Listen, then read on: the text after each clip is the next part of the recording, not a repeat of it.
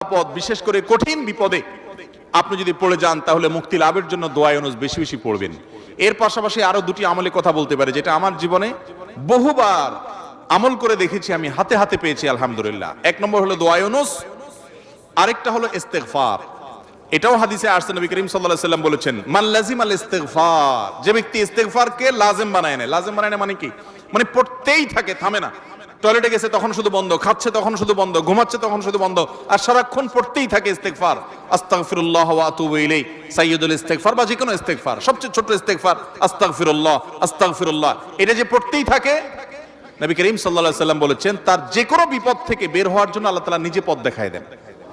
এমন ভাবে পথ দেখাবেন সে কল্পনাও করবে না। এবং জীবনে বহুবার আমি আমলটা করে দেখেছি, কঠিন কঠিন বিপদে আল্লাহ তাআলা কিভাবে উদ্ধার করেছেন আমি নিজে অবাক হয়ে গেছি, সারপ্রাইজড হয়ে গেছি। নাম্বার 3,